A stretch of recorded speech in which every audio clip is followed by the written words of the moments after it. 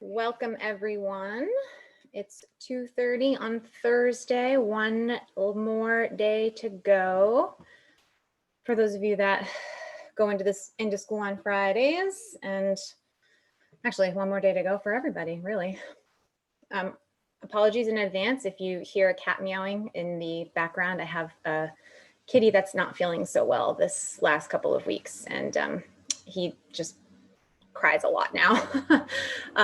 He's having surgery on Monday next week. So just FYI, if you hear something odd in the background, it's him. Okay, so we're gonna go ahead and just jump right in and get started. So MTSS MicroPD and open discussion for October 29. And today we're going to be examining some components of a robust RTI, and we're going to be looking at it through the lens of like the pieces of MTSS and how RTI fits into MTSS. Apologies if you saw that. Okay. So, just go ahead and not sure why that's happening. Okay. All right. So like last week, we are going to look at today's MicroPD and open discussion through the basically through a framework. What is going on? So today our topic is preparing. I apologize if you're seeing this pop up on my screen all over the place. I don't know why my computer is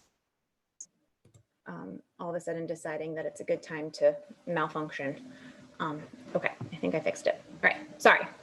Okay, again, so preparing to implement a strong RTI. And so today the challenge is, came in from the field, and it's basically developing an effective and sustainable RTI. And one of the things that that we're going to look at today is, some of the components of RTI, and it's relevant for both the folks that are looking to put an RTI in place that might not have one, or looking to assess and revamp a current RTI system that they're using in their school. And so through this presentation, you should come across at least a few things that you can use to support you in that work. And you'll notice that I changed the times a little bit on the amount of minutes that we'll spend in each section, because I thought last week, I definitely went over last week, but I thought, well, maybe we do need to put just a little bit more time into the actual work that we do together, and then we'll see how we do with 15 minutes of open discussion at the end of the session. So again, we're going to start with exploration. And we're going to look at the 5 components of Maine's MTSS, and we're going to have a discussion about those core components. So I would invite you at that time to unmute yourself. And what I'm going to be looking for is basically things that you notice and things that you wonder, things that you agree with, maybe even disagree with, things that are clear, unclear, just basic general observations about the 5 components that Maine has established as part of their multi-tiered systems of supports.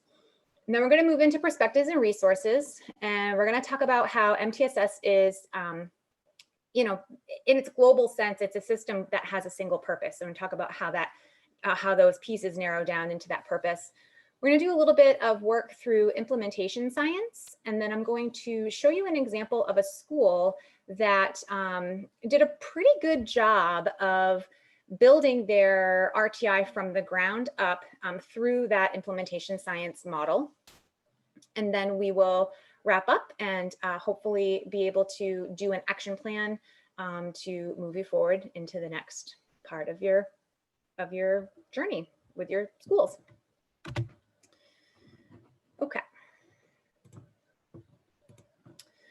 Okay, so the exploration stage, if you take a look in the upper right corner, you're going to see the MTSS for Maine students graphic. And basically it just incorporates the the RTI triangle in the background, and then really tries to be explicit in that social emotional learning is embedded into academics as well as into the behavior aspect of layers of support for kids. And then underneath that is the 5 components. So we have the layers of support for all students, evidence-based practices, strong leadership, data-based decision-making, and school and community engagement. And so what I'd like at this point is for folks to just kind of examine the graphic and then maybe jot down any initial observations, wonderings, challenges, or anything that you would like to offer about the 5 components that, that you see in front of you here.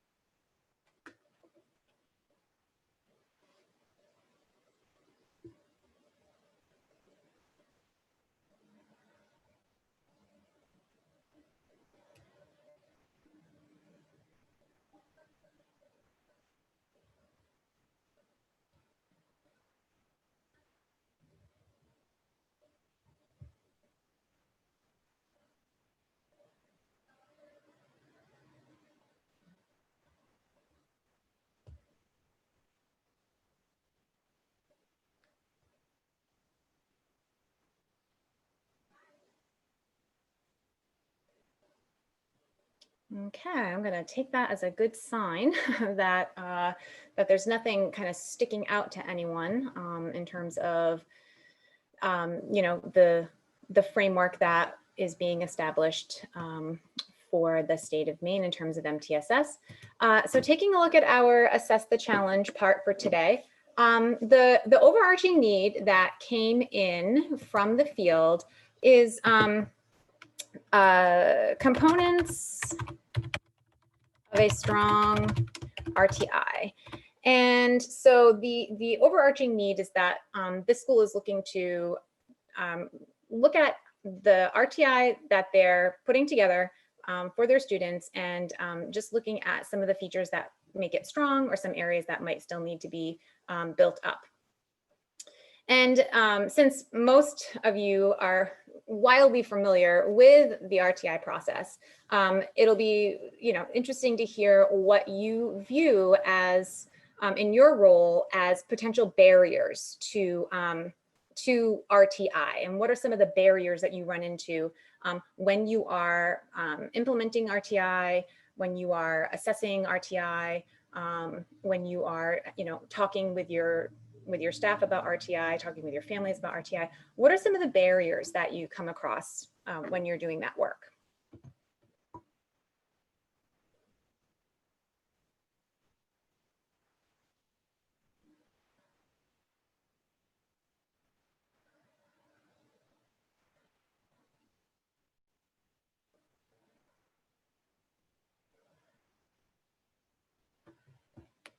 Can you repeat the question? I'm not really understanding what you're wanting us to be doing.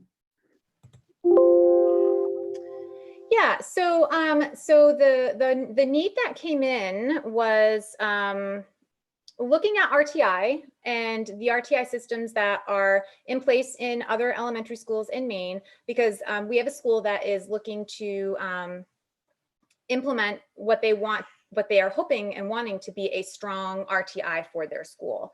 And, and when you're implementing or trying to run a multi-tiered system, inevitably you're going to come across barriers that you have to work through or issues that come up along the way.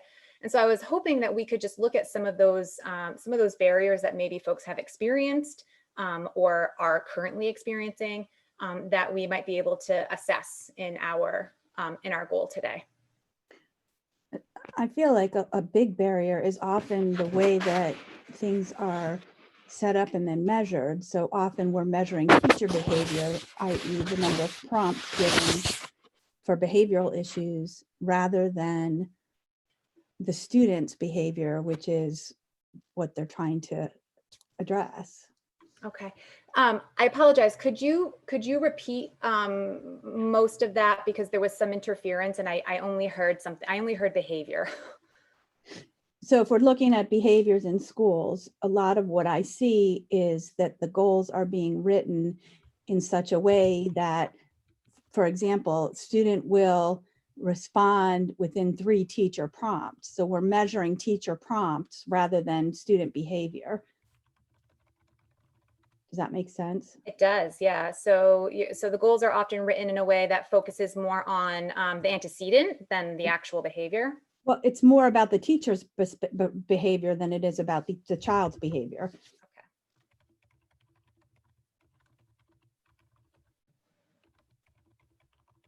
Are there any other potential barriers or it's not even potential barriers, like issues that you come up with when you are implementing RTI? Are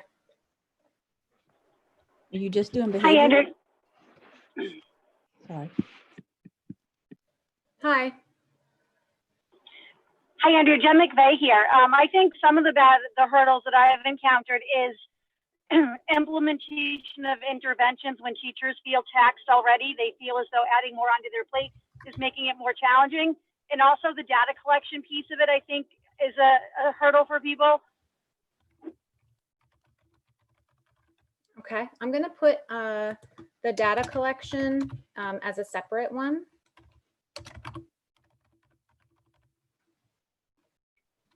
And not necessarily just like we often will create the appropriate data collection, but it's more having to do it in the moment with educators and trying to, like, it again puts more on their plate and they feel as though it's very hard. So it's coming up with interventions and data collection that really is just seamless into the instruction.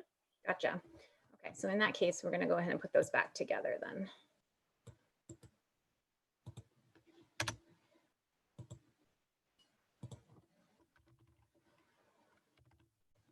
Anything else?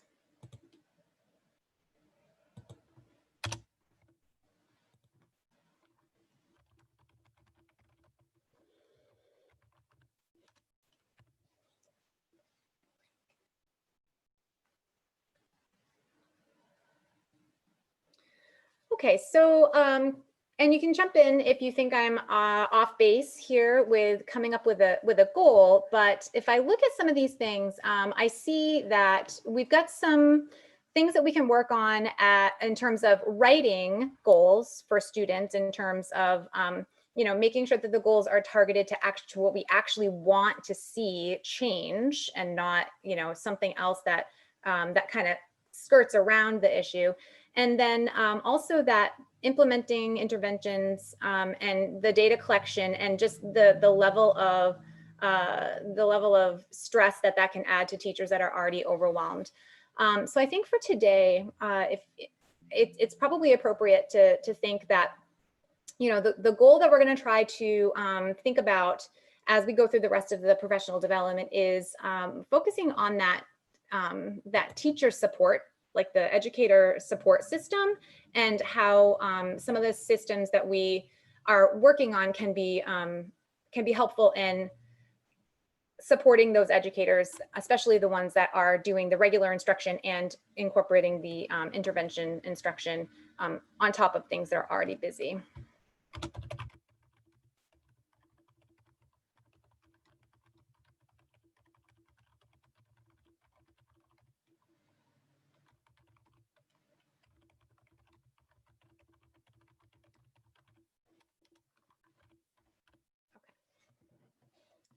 All right, let's see how we do.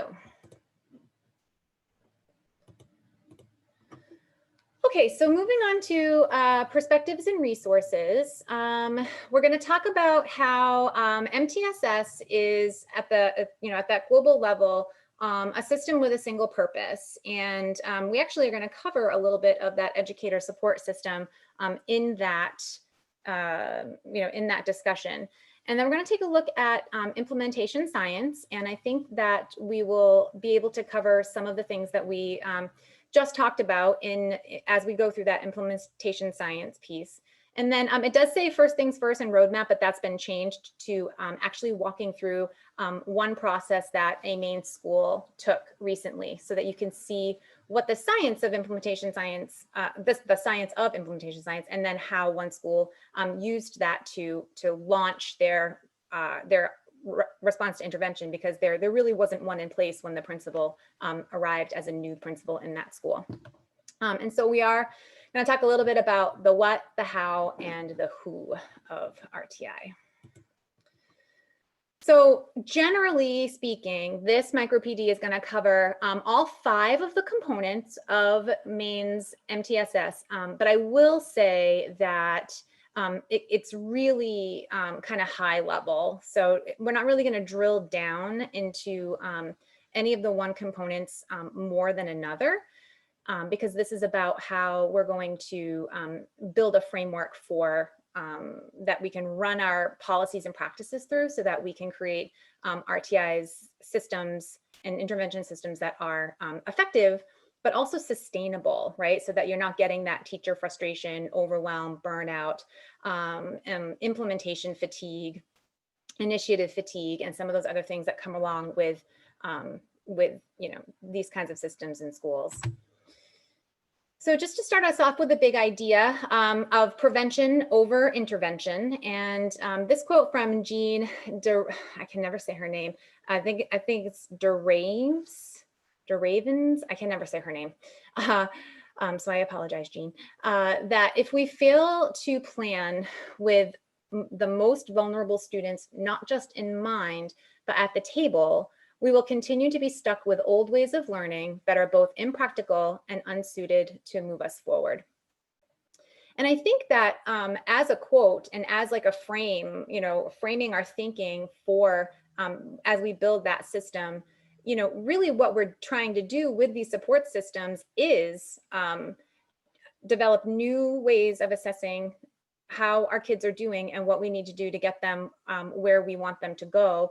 But then, thinking about how we're going to create those universal systems and the universal environment, and create policies and practices that are going to make sure that we're not leaving anybody out. And so really trying to think about it from a little bit more of a inclusion model and equity model than perhaps the the student fixing model that is an easy trap to fall into, student fixing and, exclusionary practices, policies that marginalize kids that only some kids benefit from, and things like that. Those are all things that are very easy to accidentally do and incorporate into very well-meaning systems. And so keeping a pulse on those students in mind can help to guide how you're creating your systems as you move forward. So we've got a little bit of a different way of thinking about the 5 components of MTSS. And if we look, and we're going to look at it from like a flowchart framework concept map kind of way, to really think about how this system really tries to get us to one single purpose.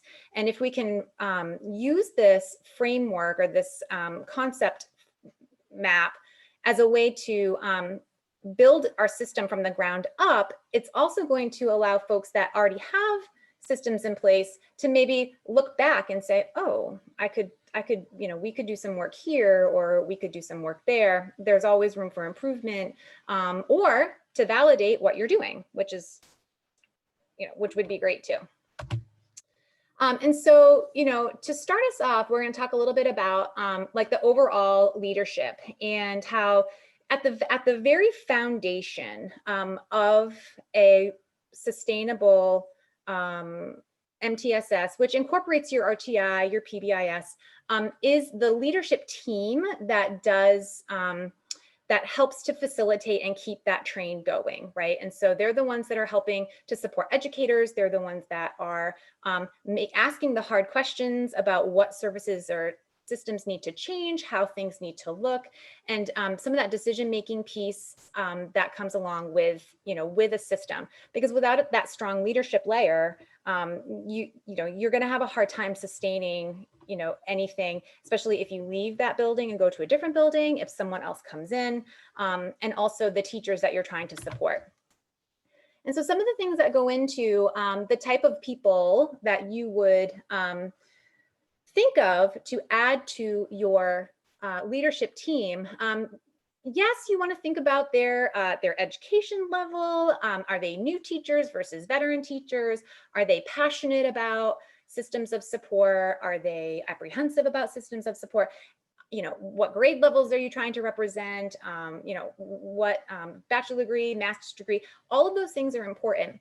But then there are some other pieces that you want to take into consideration as you're structuring your leadership team as well. And that's the kinds of characteristics that you want your team to have so that together they can help lift and sustain the support system of a tiered system of support in your school.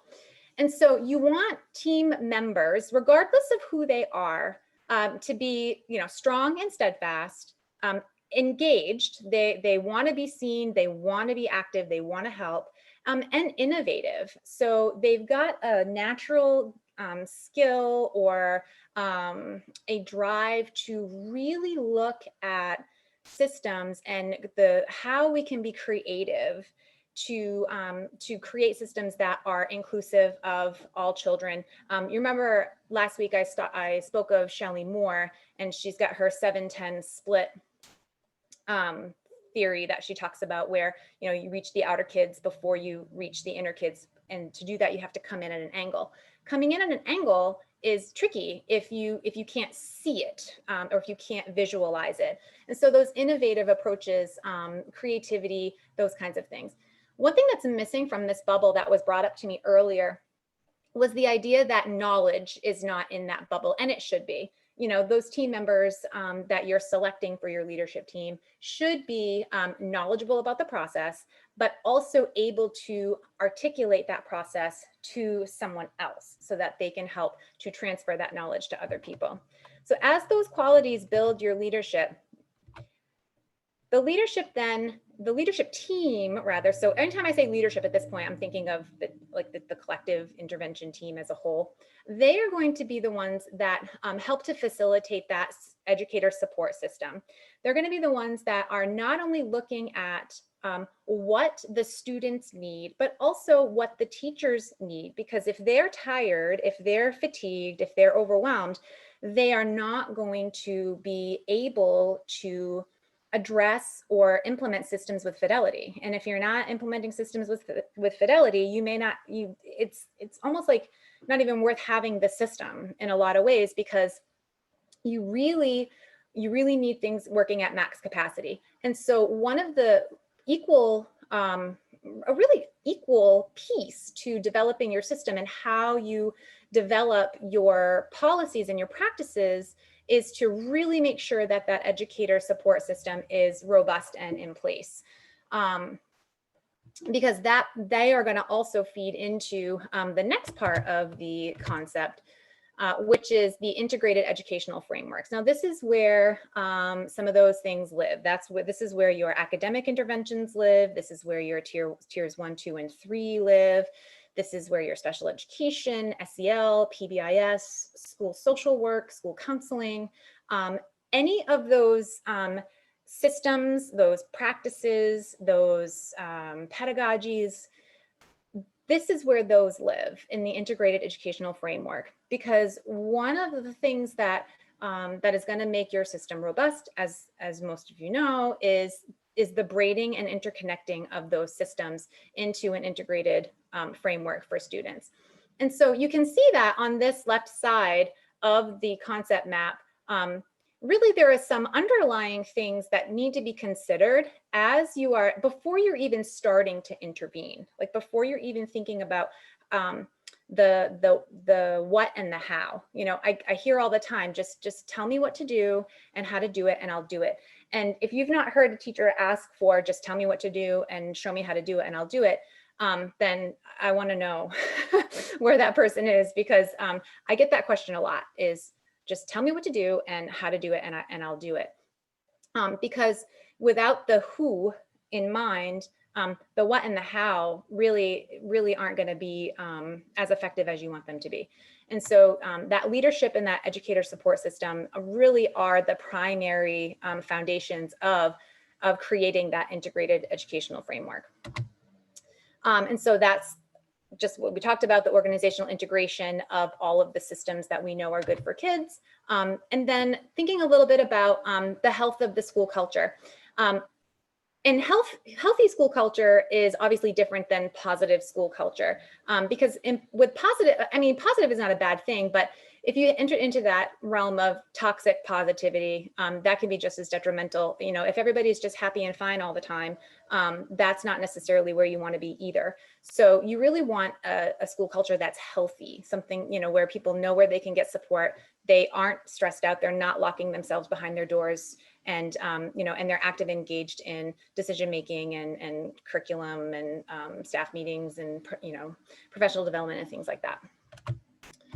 On the right side of the concept map, we have family and community partnerships, because we definitely want to create those back and forth partnerships. This is where a lot of another journey through communication channels is going to happen over here, and really looking at family as a educational partner in, you know, the health and well-being of the students within the school, but also what resources families and the community can provide to help with these integrated systems, and making sure that all of those pieces are working as efficiently as possible.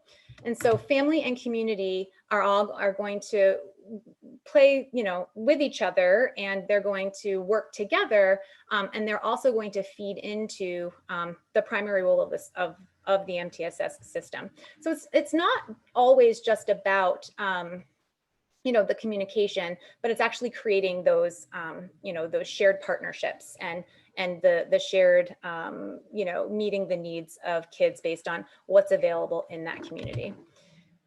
And then the other piece over here is policy and practices. And so thinking about policy and practices, not only the ones that are school level, you know, like your token economies or your Fun Fridays or whatever other kinds of, you know, practices that you are incorporating, you really want to think about those from a marginalized and benefit lens, because some practices, without meaning to, can actually exclude, you know, children because they have, you know, because they present with behaviors or they present with challenges that will constantly get them disqualified from being able to participate in the fun stuff, or they don't get the tickets, they don't get, you know, the B-Bucks or the, you know, the SOAR cards or whatever you want to call them. And so really thinking about how those practices are inclusive as you're looking through and building your framework, so that, you know, all students can benefit from those. And then you're looking at your local education agency, the other schools that are in your district, you're looking at your district level policy and practices, and then also the state education agency, and then it obviously goes out to the federal and things like that. So what is being offered and how can they help support your integrated system? And so when you take all these pieces together, really what we're looking to get is that inclusive academic instruction and inclusive behavior and social emotional instruction. And thinking about, you know, inclusion of all of those students that are together and feel welcomed and feel understood and feel seen. And so collectively, when you're thinking about your tiered systems, you really want to take into consideration some of these extraneous things, you know, entities, domains that maybe don't always get you know, their 5 minutes of fame in a data discussion or their, you know, in a policy or practices discussion. But they are definitely things that are going to help you to either restructure or launch, you know, a good comprehensive system. So with implementation, so the implementation science continuum is deceptively simple. It's deceiving because it looks like it's simple and then it's really not. So you've got 4 stages of implementation: exploration, installation, partial implementation, and then full implementation. And the partial implementation is one that oftentimes gets skipped. We think that we've got, we pick a practice and then we just say go, or we pick a practice and we give, 1 or 2 days of training, and then you might have a consultant from that company that comes in, 2 or 3 times for a couple of hours to meet with teachers, and then it's just expected to be in place. And I think, historically we have seen that those kinds of things don't work. There are steps that need to be taken that may not necessarily come from, the practice that you have selected, but that have to come from within your building.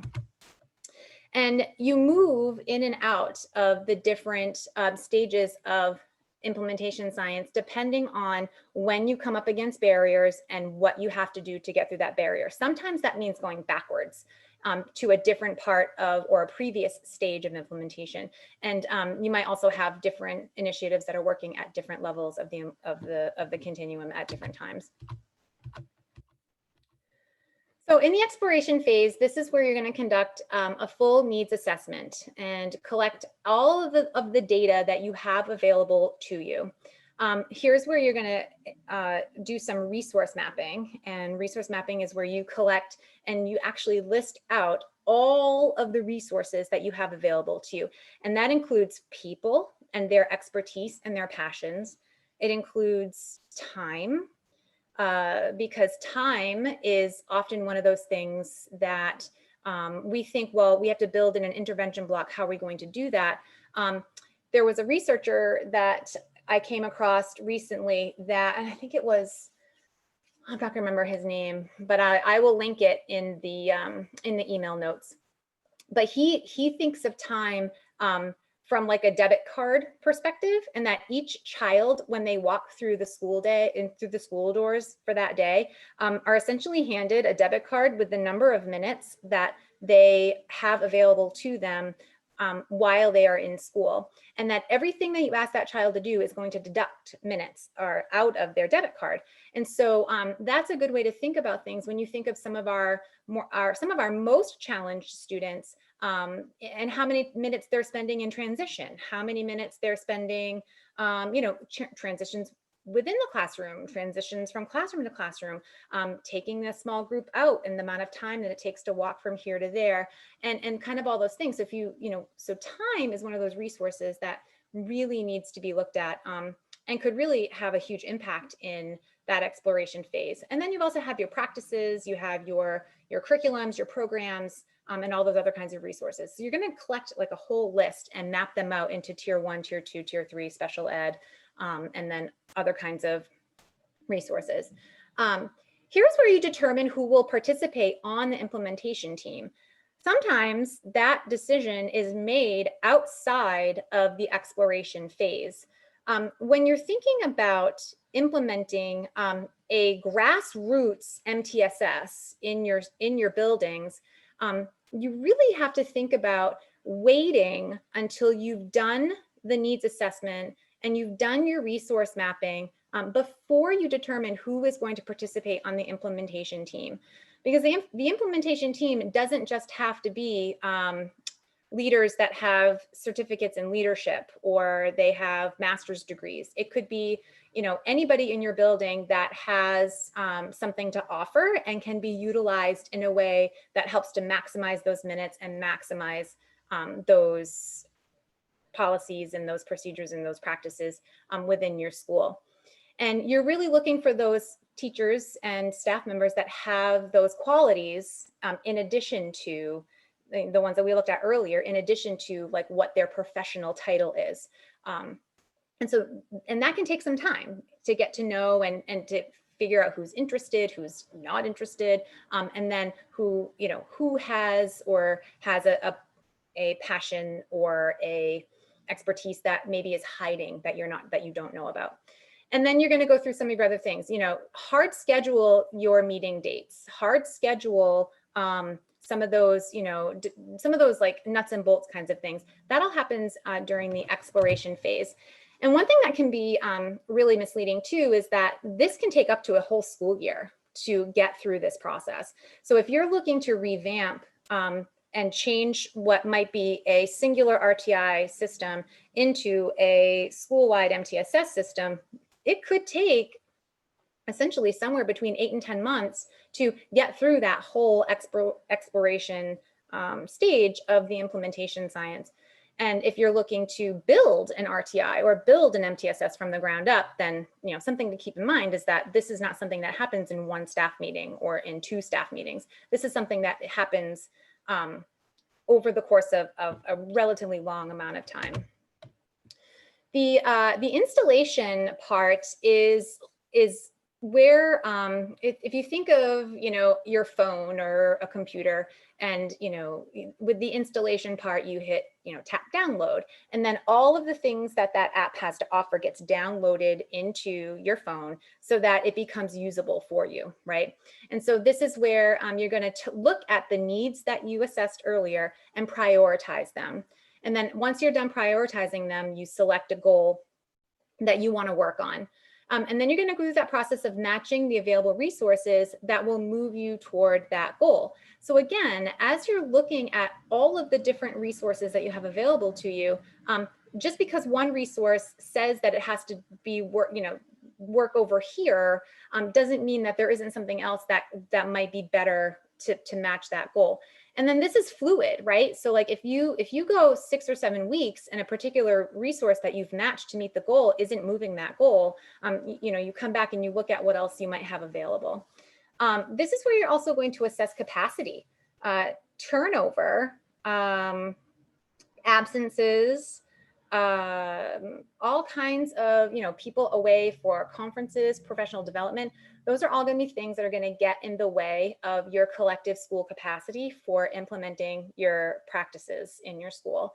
And so assessing capacity on the almost on the annual basis is another important part of making sure that your RTI systems are sustainable, because you're going to have teachers that have come and gone. You know, some teachers are going to be you know, trained in morning meeting, and others are going to be trained in restorative practices, but the two don't meet, right? So you're going to have one teacher with one profile and another teacher with another profile. And so looking at where you may have to pair up some teachers or look at getting some additional training to get folks up to speed with whatever practices that you're choosing. And so assessing capacity annually is one of those installation things that is kind of always ongoing. It's like the updates, you know, on an app, for example. Establish your communication channels, and then you're going to name your action steps. You're going to make, you know, shoot your targets, make your timeline, and then decide who is going to be responsible. This is where you're going to establish your look fors. How are you going to know if things are working and if things are not working? And that goes for your staff and how overwhelmed they are or stressed out they are with all the things that are being asked of them, but also the students as well, because they are the whole reason why we are doing this and why we are doing this in such a huge systemic way. And this is also where you select your practices. So you'll have looked at all of the different things that you have access to, and then you'll select the ones that you're going to either, you know, revitalize or install, initiate, whatever, you know, whatever needs you have in terms of practices. And this process is a little bit quicker. You know, it can be done in roughly around 2 to 4 months, because it's really just like a continuation of the exploration phase. And then just like, it's like the getting ready, right? It's the, you know, getting ready to launch. So it's like the, you know, packing for your trip kind of thing. In terms of partial implementation, this one sometimes doesn't get the spotlight as often as it should. Because we're always in a hurry to get to that full implementation like we talked about earlier. And so you want to start with a grade level or 2 or a population or 2 to try out the practice that you have put into place. You want to figure out ahead of time how you're going to monitor fidelity. Don't wait until you know, you question whether a particular grade level or a particular teacher is struggling with implementing the practice with fidelity, you want to already establish those look-fors and figure out how you're going to monitor that on a very regular basis. And I'm going to put out there that your regular screening from fall, winter, and spring is probably not quite enough. I'm even going to advocate that you do a little bit more monitoring of fidelity in between there, and that's going to be where a lot of your leadership partners are going to come in. You're going to provide ongoing coaching and relevant PD at a variety of levels. So whole group, small group, individual. What are the trends that you're seeing as you are monitoring fidelity? So you can select, if you have 4 teachers that are all struggling with the same concept of, or they're all struggling with managing their time, or they're all struggling with implementing, interventions because they don't yet have enough classroom management established, or whatever it winds up being. It's not necessarily going to just be one teacher, so you can collect them and try to address those things as a cohort, small group, whole group, whatever it winds up being. And then knowing and being prepared to stop what you're doing and move back into the installation phase or even the exploration phase if something is just not working. And that's a really hard question because most of these practices cost money. They are expensive, they're difficult to implement, and they take a lot of effort to lift them. And so you don't want to stop what you're doing because you want to try to get the most out of it. But being able to ask what isn't working simply just moves you back into some earlier stages of implementation so that you can assess them and make sure that you're going to get the value out of them that you're looking for. And this kind of thing can go on for anywhere between 6 to 18 months. You really want to give enough time for things to take hold. You're perfecting your processes as a leadership team, and then your teachers that are taking on the trial period, they're figuring out how to get things going. And you're noticing that they are fully implementing and they are ready to be kind of self-sustaining with just a few check-ins and assessing here and there and meetings with you before you move to that full implementation. And then with a full implementation, that's where you introduce it to the rest of your community. And you're going to continually model and monitor, for fidelity, addressing areas of need, moving backward in the continuum based on, where you need to go based on what you're seeing. And so when you're thinking about doing a pulse check on your systems, kind of think about where you are in the implementation science continuum. Where would you fall with certain initiatives that you have going on, because that can help you to think about some really targeted ways that you can ask what's not working and then come up with a plan to try to get it working better for you.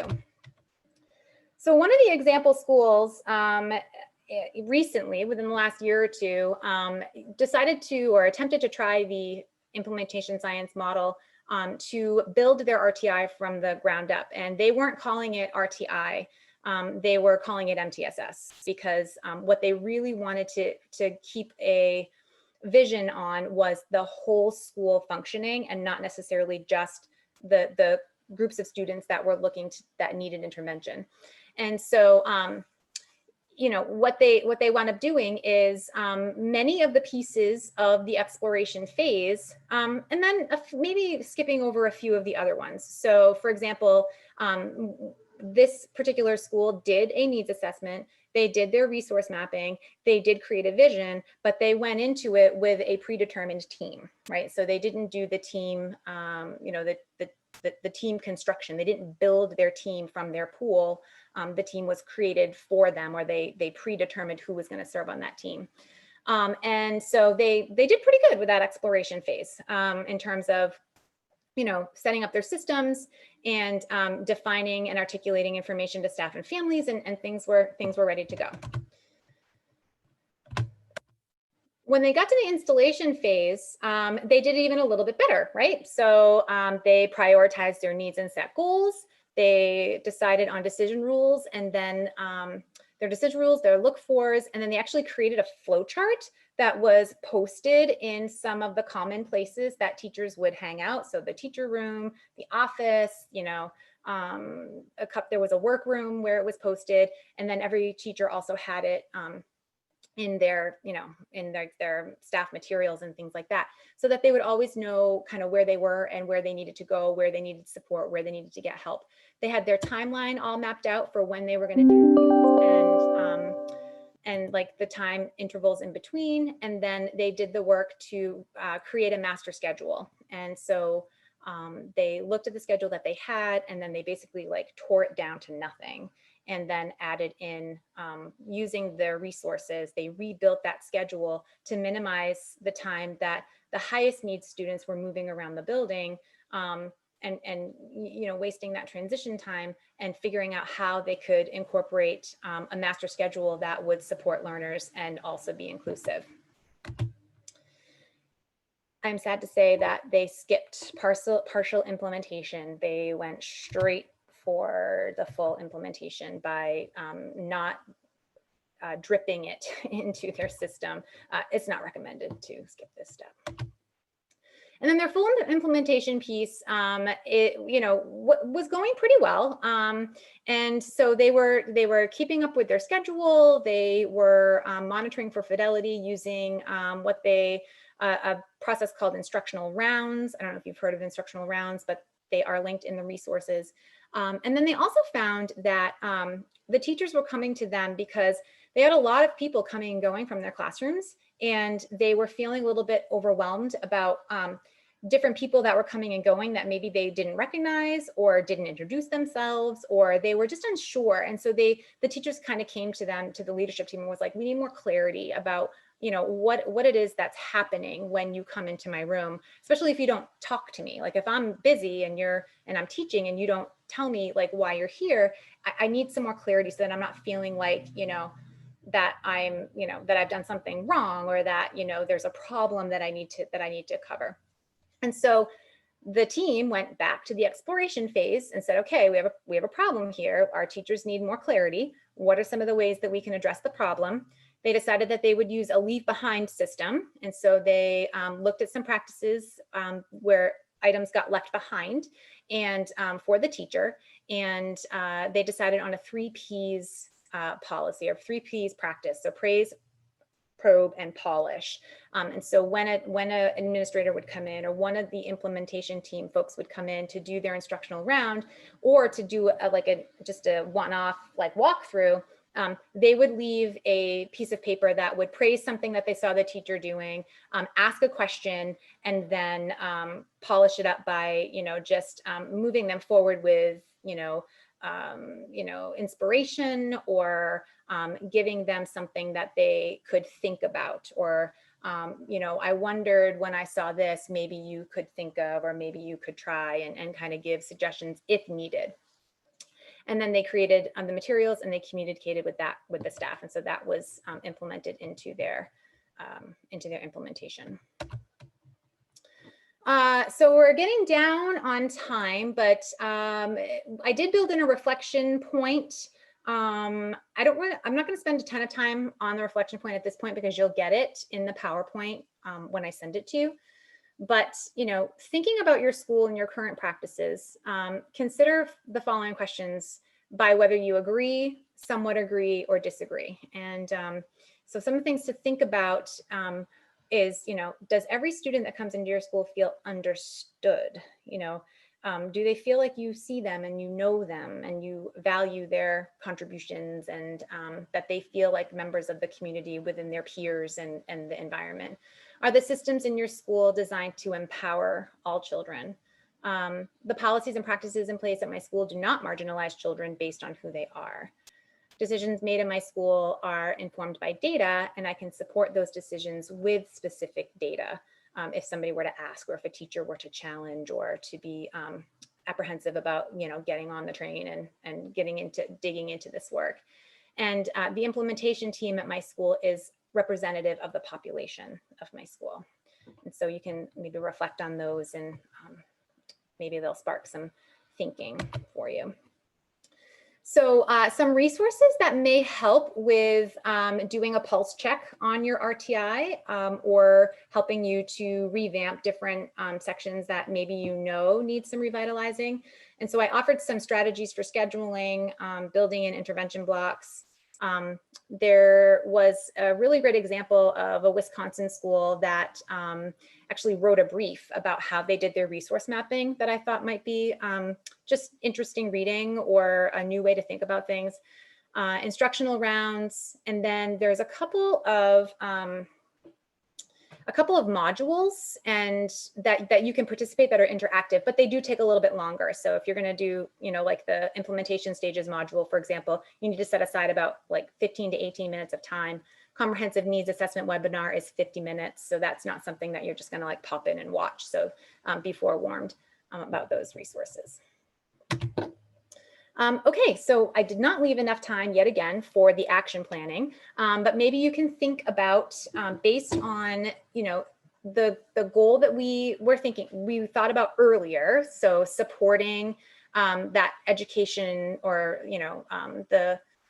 the really strong education support system for our educators or for our teachers. What actions based on the implementation science framework that you saw could you take to assessing how your teachers are doing, or drilling down into what a specific need might be so that you could find a way to mitigate that? So what would be your target? So if you had 5 teachers that you were concerned about, or 1 teacher you're concerned about, who are you going to target with that action? When could you commit to doing that work? And then, of course, who would be responsible for doing it? Would it be you? Would it be a partner? Would it be the implementation team, instructional coach, strategist, whoever it might be? And then, the ensuring equity, especially where this is teacher driven. We might not have to look at, these as we would for students, but they're definitely there as a reminder for you. Right, so that opens us up for about 9 minutes of open discussion. For any thoughts, any challenges, any ahas, or things that you came across as we went through the PD.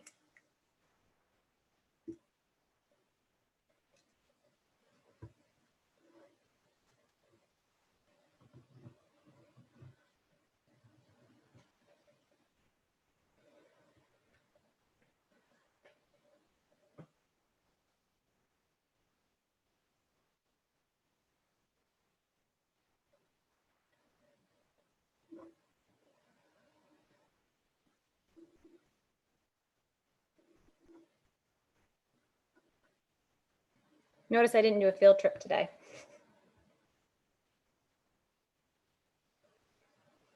I wanted to.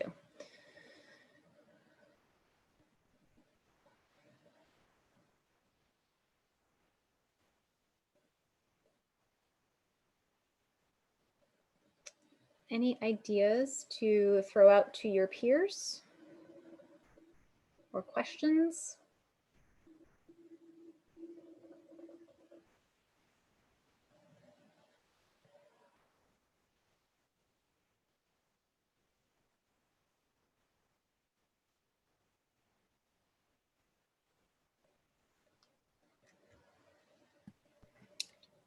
I just have a question. Okay. These PowerPoints, I know last week you said that we could have a copy of the PowerPoint, but I don't know as though we had a copy of the actual PowerPoint. Are you able to record this so we can show it to, I know it says it's recording. Can we have access to this recording?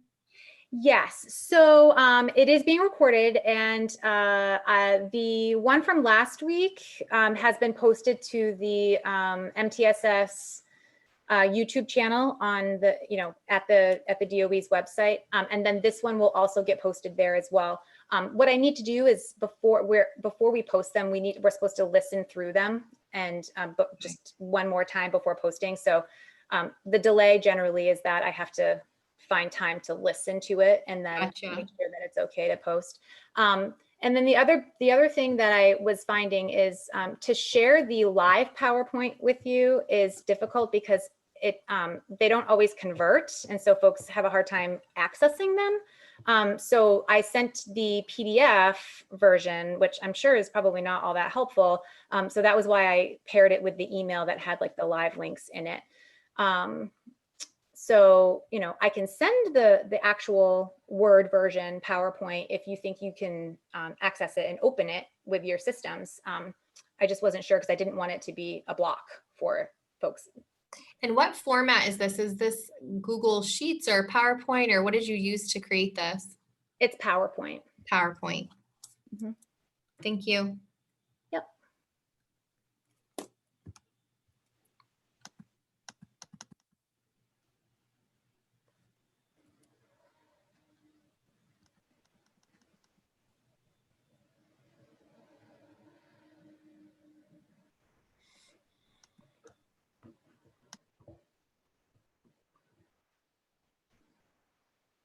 Any other items for discussion? Is it Aisha? Yes, it's Aisha. Hi, Aisha. How are you? I was having some side conversation that kind of sparked the question about what do you see and I might have missed it because I came in a little late. We are using RTI, and I wanted to be able to highlight to our teachers and the people in our district where this could, I guess, enhance our system, our RTI right now. Do you have any like pointers on that? Yeah, so I would definitely take a look at the module. If we went back a slide to the participate in an interactive lesson on implementation stages, that actually is quite well put together. And then that's actually stored at the National Institute for Research Network. And there's a lot of really great modules or lessons or templates that you can download if you're looking to look at your current system and think of ways that you can actually build it up or enhance it, and then doing it in bite-sized pieces, right? So you're not trying to take it on all at once. Yes, And thank you. yeah, there's a lot of resources there. So if you click on that link, you'll be able to poke around and see what else is there that might meet your needs. Thank you so much. Sure.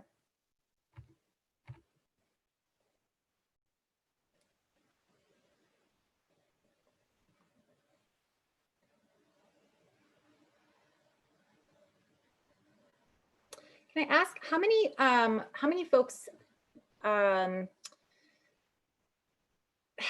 an implementation team, or tell me a little bit about how your teams are structured, the ones that are doing your decision making through your RTI or PBIS.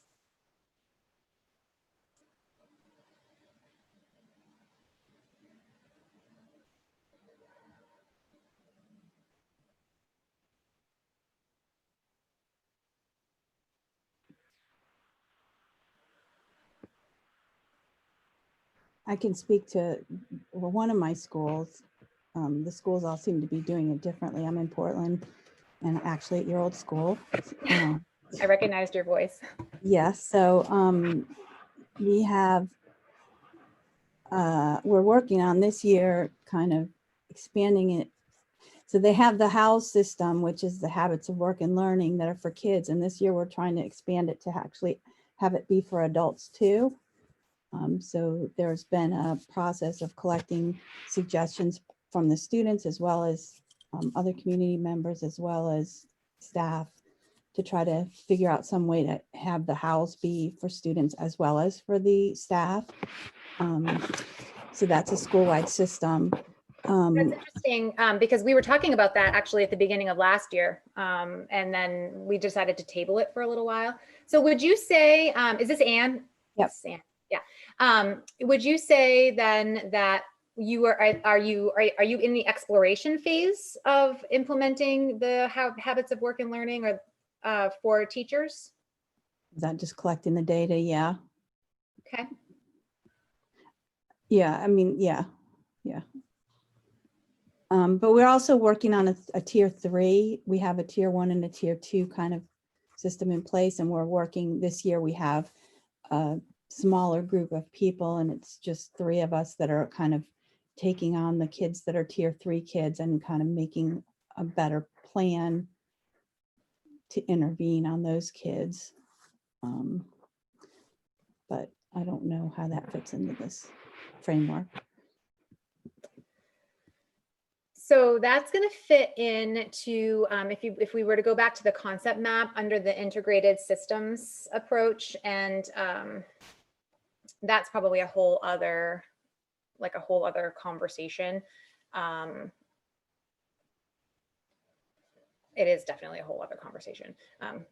But I would ask, so if you're going to be instituting or establishing a tier 3, then that's also in the exploration phase as well. So what kind of data have you collected so far, in terms of, have you gone through any of the steps to look at the resources in terms of time, building, teachers, programs, and things like that? Have you gotten that far into the process yet? Because I think that's probably where you're at right now. Yeah, I don't think there's been a systemic way of approaching it. I think it's just been kind of jumping in and trying to figure something out. So. Yeah. So actually, probably what I would think, or what I might suggest to the folks that are working on that system, is to look at that action template, and think about, if the goal is to establish a tier 3, some of the actions that you could write down is to do a full exploration, right? So you might want to take a look at the Wisconsin model that was in the resources, because they're going to show the process of going through the resource map process. And it might be a really nice way to break yourself into this kind of system for putting something in place that doesn't already exist, and trying to go through the steps in a way that should help support it, not only in its effectiveness, but also in its sustainability as well. Sounds good. Okay, so it is 3:30. So I want to thank Heather Buckland of Acadia Academy for submitting today's topic for discussion. As always, anybody can submit a topic for future sessions. And I do have a couple planned out.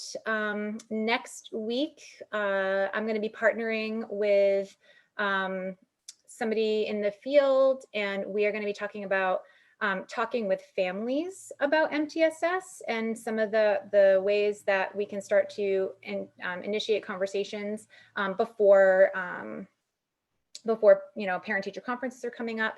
And because the MTSS is a little bit of a shift from individual students to more of a whole school systemic approach.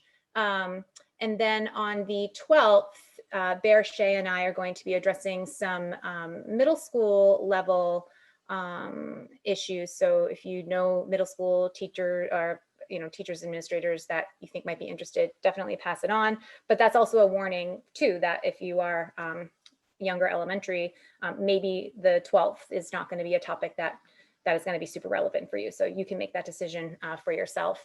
And then the 19th, I have another session that will also most likely be mostly middle school related as well, because that was just the number of topics that had come in the form, but that's not solidified yet. So I don't want to say too much about that as well. But again, they'll all be recorded. So if you wanted to go back and look at them later, then that's totally fine as well.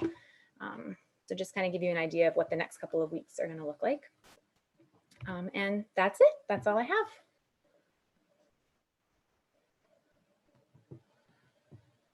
Thank you.